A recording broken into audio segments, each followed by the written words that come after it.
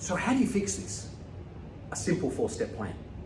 The very first step of that is to identify your exact current situation.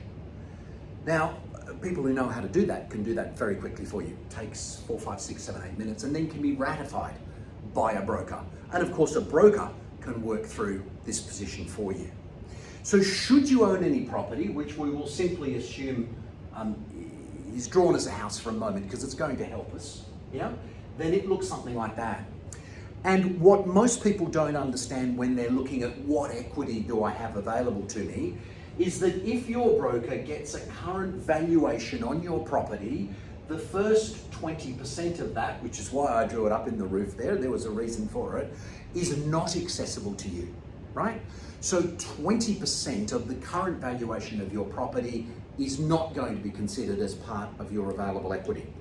Now, you will have some amount that you owe to the bank typically. You might have paid everything off, so be it. But in this instance, this is your loan. And it's called a bad debt, not because it's a bad debt, but because it's an after-tax debt. You earn your income, you pay your tax, you live and expend, and you've got to make sure that you pay that mortgage. Now, let's call it a 30-year loan for the purpose of making the maths easy, and that loan therefore is split into the first 10 years, the second and the third. And there is a high percentage of Australians that are in the first 10 years of their loan because they've refinanced, remortgaged, moved, or whatever the reason is. And the structure of your loan, and you may not know this, right? You probably kind of know it, but let's really hone in on this. One of the reasons that loans hang around so long when it's a residential loan, an after-tax loan, yeah, a home loan, is because in that first 10 years, approximately 2/3 of your repayment is going to interest, and 1/3 of your repayment is increasing this side over here, which is your typically called lazy equity. Now, it's the lazy equity which potentially you need to have a better understanding of, because that's what you can do something with. You might have credit card debt, you might have car debt, you might have all sorts of things at whatever interest rate it happens to be compared to what your home loan is, and you might have some availability to be able to tidy that up. Other than that, you also have the capacity to utilize this money. Why is it called lazy equity? You're not using it. Of course, it's saving some money from your repayments. What you've got to look at though is this: who is using it? Yeah? Your bank is using it because they know you're not asking for it. So every day during the day, they put it on the short-term money market and they make some interest from that. Yeah?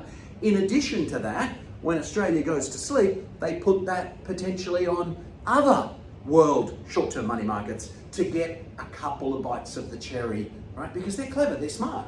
They know that you could be doing something with that you're not doing, right? And they're certainly going to do something with it as it goes.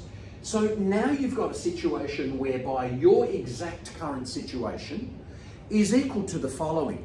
What is that available equity? That's number one. It's helping to create your net wealth. How much superannuation have you got? That's number two. Number three, hopefully if this is your structure and it's not all fixed, right? And understand if you've got a fixed loan that you should be setting this up when it becomes variable. This is an offset account offered by all banks, right? And what you can do is have your wages, the rent from property, whatever you've got that's coming in, sitting in that offset account. It's called an offset account because the bank can't charge you the interest on the amount of money that you've got in that offset account. That's something to remember. Tiny amounts of money add up over a long period of time. So what is your lazy equity number? What is your super number? What is your offset or total savings number? And then the other thing which affects your footprint that the bank will look at is, what is your income? Now, when someone asks you your income or you fill it in an online calculator, this is a huge mistake that most people make. Yeah? The most common mistake is they don't know how to put in that income number. Okay, what is your gross income per annum? It is the gross income, yeah, including the tax that will be taken out, but not including the superannuation. So you can't include the super component. When you're asked for your income, it is your gross income, not including super. If someone wants your net income, it's not including super and it's not including tax, right?